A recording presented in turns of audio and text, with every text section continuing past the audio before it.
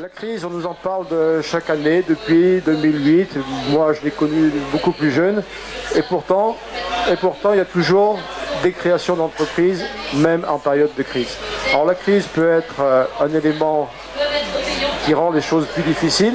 Ça met des obstacles supplémentaires dans la création et dans la vie de l'entreprise pendant ses premières années d'activité, mais ça peut être aussi un formidable catalyseur. Donc on va voir comment ça se passe à travers le témoignage de Dominique Collet, qui est lauréat donc, chez nous, Réseau Entreprendre, qui a eu le courage, ou gonflé, ou la conscience, il va nous le dire, de créer pendant cette période de crise.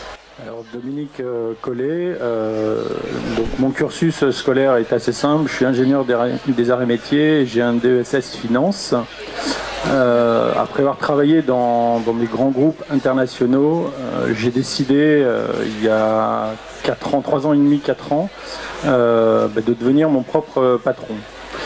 Et forcément, avec un cursus d'ingénieur, on va vers des métiers de la technologie moderne, de technique, d'environnement. C'est tout à fait le contraire que j'ai choisi. J'ai choisi de créer une entreprise d'achat-vente de produits d'occasion, ce qui n'a vraiment aucune liaison avec mon passé professionnel. Tout ça était parce que je souhaitais peut-être changer de vie, en tout cas professionnelle. Alors, ma démarche, je ne sais pas comment est-ce que vous voulez qu'on participe, ma démarche en fait a été il y a à peu près 5-6 ans, mon histoire rapidement, il y a 5-6 ans, 7 ans, je me suis dit tiens, il faudrait que je devienne mon propre patron. Je travaillais à l'époque dans un grand groupe qui se nomme Thomson, et puis finalement j'ai eu une opportunité dans un autre grand groupe, donc j'étais prêt à partir. Finalement j'ai été aspiré par un autre grand groupe, Veolia Environnement, j'y suis allé, mais 2-3 ans après j'avais fait le tour des grands groupes. Ça faisait une quinzaine d'années, j'avais envie de sauter de mes propres ailes. Je raconte cette petite anecdote parce qu'autour de moi, forcément, mes amis étaient des gens qui travaillaient dans ces grands environnements. Il y en avait beaucoup qui avaient l'envie de sauter de leurs propres ailes et qui l'ont pas fait. Moi, le plus grand regret que j'ai aujourd'hui, c'est de ne pas l'avoir fait plus tôt, en fait. Donc je pense que ça c'est important.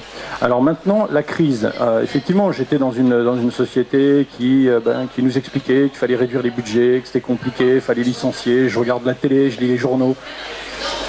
Et le jour où je me suis dit je vais créer mon entreprise, en fait j'ai fait abstraction totalement de la crise. Je suis venu comme vous dans ce salon il y a 4 ans, et j'ai regardé, j'avais aucune idée précise de ce que j'allais faire.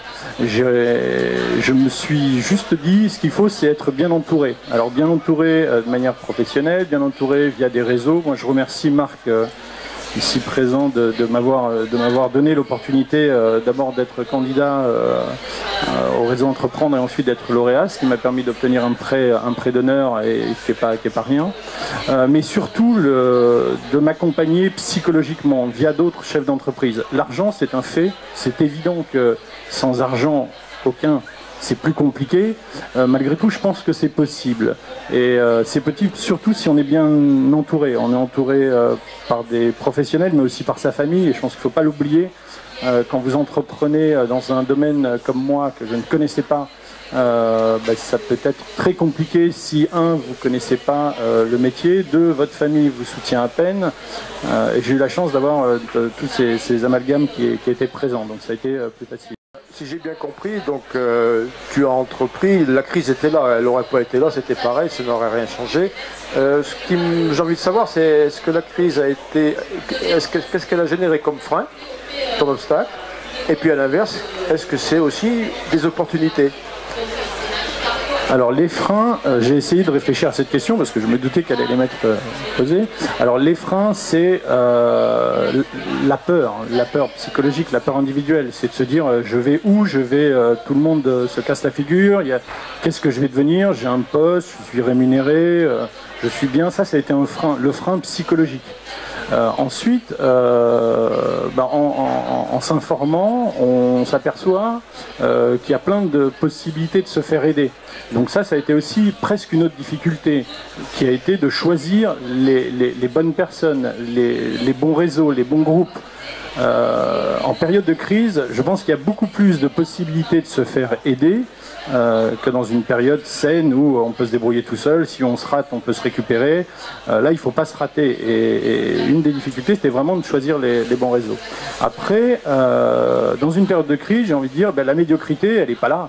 Donc ça, c'est un vrai avantage, c'est que tous les gens qui ne sont pas bons, ils sont pas là. Ils sont soit en train de partir, soit ils sont partis. Donc du coup, vous vous retrouvez qu'avec des gens qui sont de bonne qualité. Alors quand ce soit les fournisseurs, forcément, les fournisseurs qui vont rester sur le marché, les gens avec qui vous allez travailler, ça va être des gens de bonne qualité. Les banquiers vont être un peu plus regardants, du coup, ils vont vous laisser moins faire de bêtises parce qu'ils veulent être sûrs que votre projet il est bien construit. C'est-à-dire que si vous arrivez à passer toutes ces étapes de sélection via des réseaux, via les banques, etc., j'ai envie de dire c'est plus facile. Ça, c'est ce qu'a apporté, je pense, ce que m'a apporté la crise. C'est une plus grande vigilance de la part des banquiers, des partenaires en tout cas. Et du coup, quand je suis parti dans cette aventure, quand j'ai créé cette entreprise, il y avait un autre avantage qui est, même si ça l'est pas pour un grand nombre d'individus, c'est qu'il y a un grand nombre de chômeurs. Donc quand vous voulez créer une entreprise, trouver du personnel, ça reste compliqué malgré tout, mais je pense que c'est plus facile dans une période où il y a du personnel qui recherche de l'emploi, si vous voulez vous faire aider, que s'il n'y en a pas.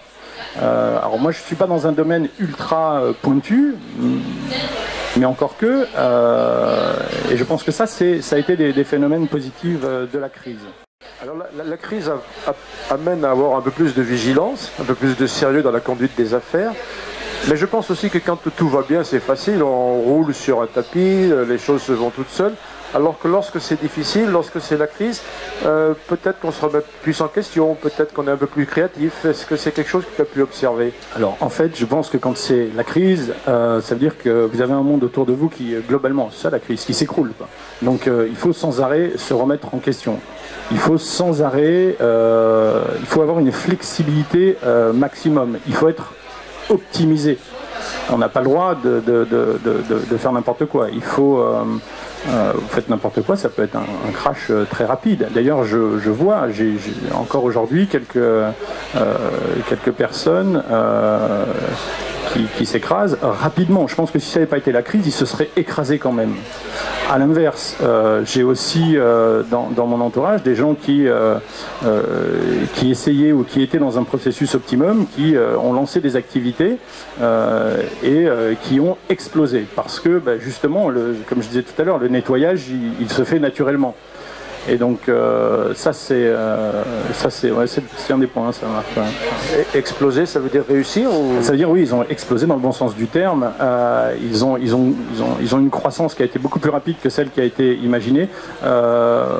Globalement, c'est pareil. On a une approche très prudentielle quand on va voir. D'abord, dans mon cas, j'étais pas entrepreneur il y a encore 5 ans.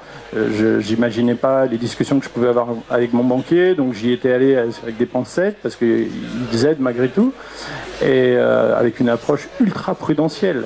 Et puis finalement, je me suis aperçu que ça fonctionnait bien. Et que ça fonctionnait bien juste parce que j'étais vigilant en fait, parce que j'essayais de faire très attention, que ce soit à la trésorerie, que ce soit à la gestion du personnel, qui n'est pas la chose la moindre. Et ça, les banquiers ont compris ça. Ils ont vu l'individu que j'étais. Et de fait, me font confiance, et me font doublement confiance. Et aujourd'hui, je suis dans une deuxième étape, qui est l'étape de développement. Et j'ai un certain nombre de personnes qui me suivent. Ce qui n'était pas imaginable il y a 3 ans. Je n'étais pas du tout dans cette dynamique de développement. J'étais dans une dynamique de changement de vie professionnelle. Et de m'auto-satisfaire par quelque chose que j'allais créer. Et en fait, ça, c'est la crise qui m'a permis ça, qui m'a permis d'aller plus vite que si nous étions avec une concurrence forte. Alors c'est vrai que je suis dans un secteur, l'achat-vente de produits d'occasion, mais l'achat-vente sur des surfaces commerciales. Alors aujourd'hui, l'achat-vente de produits d'occasion, vous connaissez tous, hein, il y a eBay, il y a Price Minister, il y a Le Bon Coin. On aurait pu considérer, d'ailleurs certains me le disaient au début, que c'était une vraie concurrence. En fait non, c'est un vrai catalyseur. Il faut en période de crise prendre tous ces points qui sont bons, parce que Le Bon Coin, même si ça a des difficultés aujourd'hui, ou eBay, ça fonctionne bien. Amazon, ça fonctionne bien, et se dire qu'est-ce qu'ils font de bien que je ne peux pas faire ou que je peux faire. Et si je peux pas les faire, qu'est-ce que je peux mettre en place pour contrebalancer ça? Et en réfléchissant. Et ça, c'est de la flexibilité d'esprit, j'ai envie de dire. C'est-à-dire qu'au moment où on fait le business plan, on ne pense pas à ces choses-là, on pense à sa première année, voire sa deuxième. Alors il y avait un point qui était ultra important, en tout cas me concernant, c'est que je ne concevais pas de créer une entreprise, période de crise ou pas, du reste, sans me rémunérer. Je considérais que ça, c'est le b.a.-ba de la vie professionnelle. On ne travaille pas gratuitement, quoi. Alors, j'espérais pas forcément non plus avoir un salaire qui était décuplé ou autre, mais en tout cas, j'espérais pouvoir vivre de mon activité sans être supporté par les aides. Le réseau Entreprendre donc m'a donné une enveloppe. J'ai eu le droit à un certain nombre d'autres aides financières. Et il faut... Alors c'était la crise, donc j'avais envie de dire, j'essayais de prendre un peu partout. Et avec du recul, alors d'abord j'ai eu plusieurs réseaux et organismes qui me prêtaient de l'argent, et finalement je ne les ai pas tous pris. Ces offres, et je regrette pas, parce qu'il y a un moment il faut faire attention, et je pense que ça c'est ultra important, c'est de ne pas se disperser. C'est-à-dire il vaut peut-être mieux il faut avoir les idées claires, savoir exactement ce qu'on veut faire, où on veut aller, et pas se laisser parce qu'on est dans une période de peur, se dire bah tiens, lui va me donner ça, lui va me donner 15 000, le réseau Entreprendre, je sais qu'il peut aider jusqu'à hauteur de 50 000 euros, c'est-à-dire bah, on peut avoir 50 000 euros là, 30 000 euros là, 20 000 euros là, mais à la fin, c'est quand même beaucoup d'argent qui sont traités, y compris par les banques, et il y a un moment où il faut quand même les rembourser, quoi. Donc peut-être que j'ai refusé un certain nombre de prêts qu'on m'avait proposés pour me concentrer, d'abord parce que ça prend du temps. Il faut aller rencontrer les gens, il faut... Alors au début c'est bien, on a un petit peu de temps, en tout cas me concernant, j'étais dans une période après travail, sans travail. Hein, même entre les deux, en tout cas j'ai commencé à chercher alors que j'étais encore en activité, mais il y a un moment où de toute façon il faut faire la bascule, donc il faut lâcher son activité pour se consacrer pleinement. Et là on peut perdre du temps en essayant de s'auto-sécuriser ou de se sur-sécuriser. Et je pense que ça c'est un point sur lequel il faut faire très attention aussi, c'est pas dépenser trop de temps pour obtenir des aides financières en tout cas. Il faut bien s'encadrer. Et la crise elle m'a apporté ça en fait, elle m'a apporté d'essayer de faire les bons choix le plus rapidement possible.